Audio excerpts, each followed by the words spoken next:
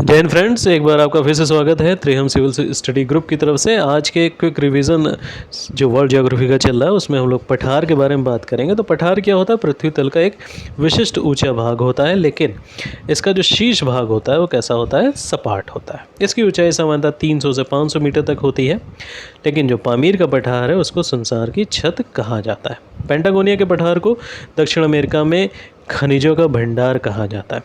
पठार के कई प्रकार होते हैं, जिनमें प्रमुख है गिरिपथ पठार, अंतर्पर्वतीय पठार, गुंबदाकार पठार और तटीय पठार। महाद्वीपीय पठार, हिमानी पठार, जलकृत पठार, पवनकृत पठार और ज्वालामुखी पठार, ये कुछ इम्पोर्टेंट पार्ट्स हैं पठार के।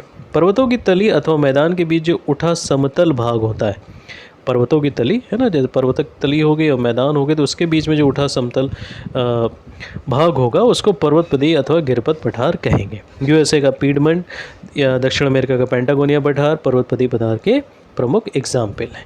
पर्वत श्रेणियों में बने हुए पठार को हम लोग क्या कहेंगे? अंतर पर्वतीय पठार कहेंगे। बोलिविया और पेरू के पठार अंतर पर्वतीय पठार के प्रमुख उदाहरण हैं। भूपटल पर वलन क्रिया के कारण गुंबदाकार पठार का निर्माण होता है। भारत का छोटा नागपुर, रामगढ़ तथा यूएसए का पेंटागोनिया पठार, ये सब क्या है? गुंबदाकार पठार के उदाहरण हैं।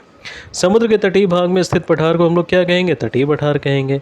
धरातल के ऊपर उठने अथवा लावा के अपरिमित निक्षेप से इन तटीय पठारों का निर्माण होता है। अच्छा, इनको ये इंपॉर्टेंट है, इनको क्या कहा जाता है? शील्ड भी कहा जाता है। इनको शील्ड भी कहा जाता है।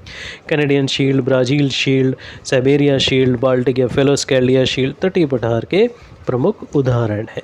विस्तृत हिमानी पर्वतीय भागों को अपने अपर्दन कार्य द्वारा घिसकर सपाट पठार का निर्माण किया जाता है। इसको हिमानी पठार कहेंगे। क्या कहेंगे? हिमानी पठार कहेंगे। जर्मनी में जो प्रशिया का पठार है, हिमानी पठार का प्रमुख उदाहरण है। जलकृत पठार का निर्माण किसके द्वारा होता है? नदी द्वारा निक्षेप तथा पृथ्वी के लंबवत संचलन के कारण जो उत्स्वलन होता है, उत्स्वलन का मतलब क्या होता है? ऊपर उठना। इन दोनों क्रियाओं के द्वारा जलकृत पठार का निर्माण होता है। भारत में बात करें तो विंध्य पठार, चेरापूंजी पठार और म्यांमार शान पठार, ये जलकृत पठार के कुछ एग्जाम्पल हैं। राइट। पाकिस्तान का जो पोटावर पठार है, चीन का लोएस पठार है, ये पवनकृत पठार के उदाहरण है। ज्वालामुखी के दरारी उद्गार के कारण जो निर्मित पठार होता है उसे हम लोग क्या कहेंगे? ज्वालामुखी पठार कहेंगे।